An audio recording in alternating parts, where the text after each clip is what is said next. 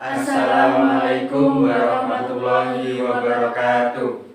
Di sini saya dan kelompok saya akan mempresentasikan materi tentang pengumpulan data.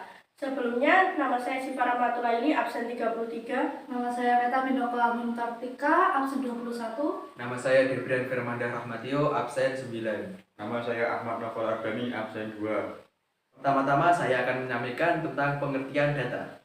Data merupakan kumpulan dari nilai yang mencerminkan karakteristik dari individu-individu dari sesuatu populasi. Data bisa berupa angka, huruf, suara, maupun gambar. Berikut beberapa macam pembagian data berdasarkan jenis-jenisnya. Jenis data berdasarkan cara memperolehnya. 1.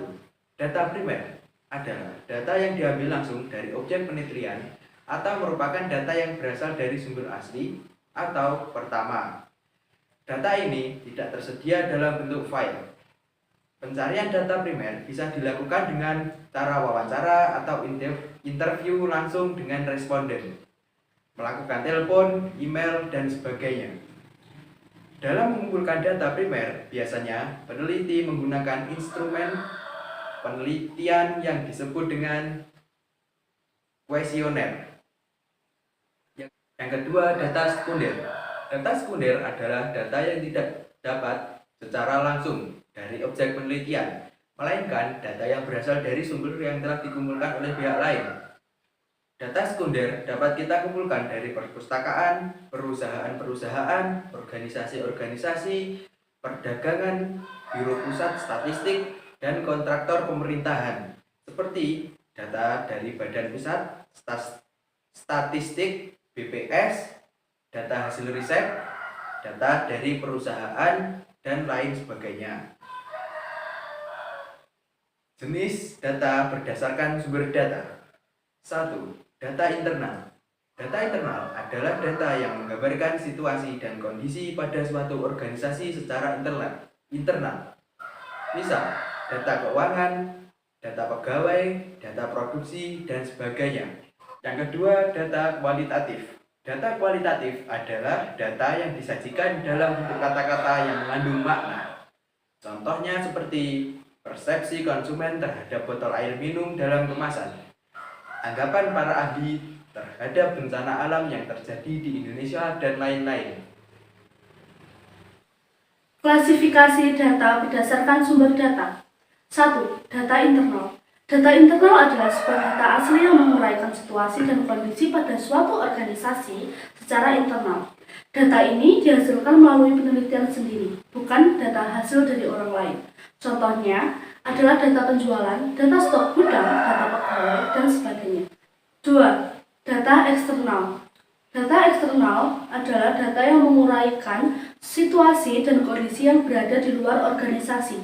Biasanya data ini dapat dari hasil penelitian orang lain, misalnya adalah data tingkat preferensi pelanggan, data konsumen dalam penggunaan suatu produk, dan sebagainya. Data eksternal ini memiliki dua jenis, yaitu data eksternal primer. Data eksternal primer ada yang berupa ucapan, kata, atau tulisan dari orang yang memiliki data itu sendiri, atau orang yang melakukan penelitian sendiri. Data eksternal sekunder adalah data eksternal sekunder, data yang diperoleh bukan dari orang lain yang melakukan penelitian, melainkan melalui seseorang atau beberapa orang lainnya. Metode pengumpulan data kualitatif yaitu 1. Survei kuesioner. Pengumpulan data dalam penelitian tentunya harus dilakukan secara ilmiah dan sistematis. Yang kedua, dataset statistik. Penggunaan data yang sudah tersedia. Ketiga, wawancara merupakan proses pengumpulan data menggunakan informasi yang menjawab pertanyaan yang diajukan untuk kepentingan penelitian. Yang keempat adalah observasi, melibatkan pengerahan beberapa indera penelitian, terutama penglihatan dan pendengaran untuk menangkap fenomena di sekitar yang bisa dijadikan data. Metode pengumpulan data kuantitatif. Yang 1. Teknik wawancara. Wawancara merupakan pembuktian terhadap informasi yang telah diperoleh.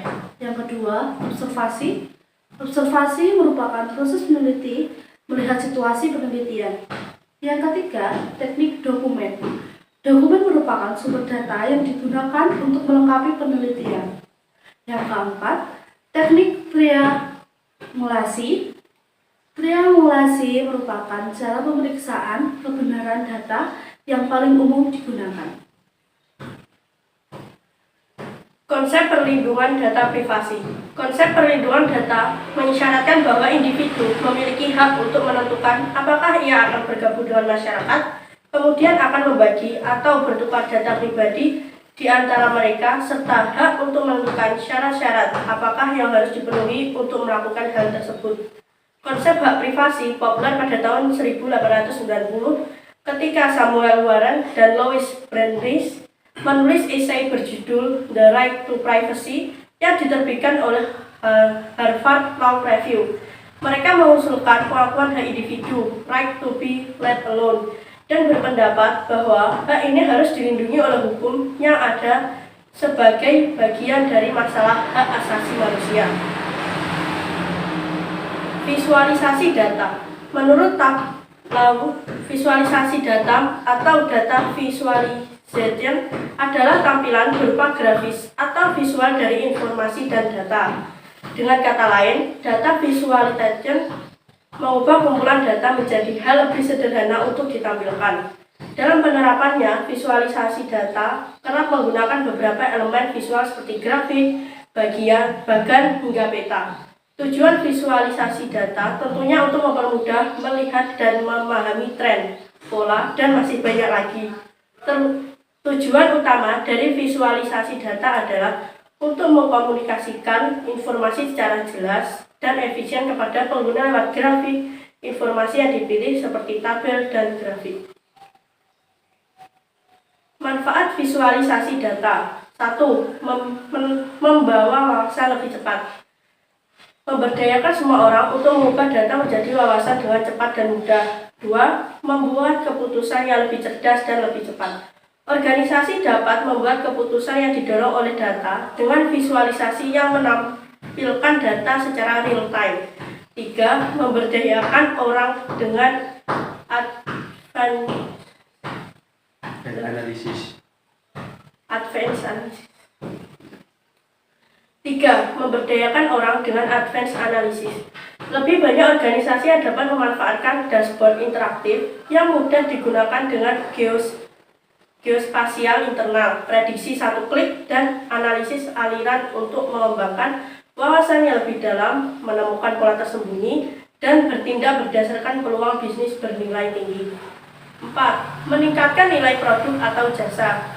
Data memiliki nilai yang luar biasa, namun sebagian besar pengguna tidak memiliki waktu atau kesabaran untuk mempelajari alat bisnis khusus, membuat data nyaman dan intuitif bagi pengguna dengan menanamkan analisis dalam aplikasi dan bisnis proses mereka.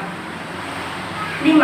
Meluangkan sedikit waktu untuk permintaan analisis custom. Simpan tim teknis Anda dari penulisan kode khusus untuk setiap laporan atau visualisasi dari tugas-tugas intensif yang berulang waktu. Alih-alih, izinkan mereka untuk fokus membangun produk atau layanan inti Anda dengan memungkinkan penggunaan akhir untuk memvisualisasikan dan mendapatkan jawaban dari data sendiri. Jenis-jenis visualisasi data. 1. Grafik. Grafik adalah visualisasi data yang menggambarkan hubungan numerik antara dua variabel. Macam-macam grafik antara lain: 1. Grafik garis, 2. Grafik batang, 3. Grafik lingkaran, 4. Grafik luasan, 5. Grafik solid, 6. Grafik piktorial. 2. Diagram. Diagram adalah berkas garis dan simbol yang dirancang untuk menunjukkan hubungan gambaran umum atau ringkasan suatu proses objek. 3. Peta. Peta yang biasa juga diistilahkan karta merupakan kombinasi dari piktorial, grafik, numerik, atau material verbal yang bersama-sama akan menunjukkan visualisasi yang jelas dan ringkas dari suatu proses atau hubungan. Macam-macam peta antara lain: 1. Peta pohon, 2. Peta arus, 3. Peta garis besar, 4. Peta tabulasi. 4. Kartun. Kartun adalah gambaran piktorial karikatur, simbolisme, dan humor.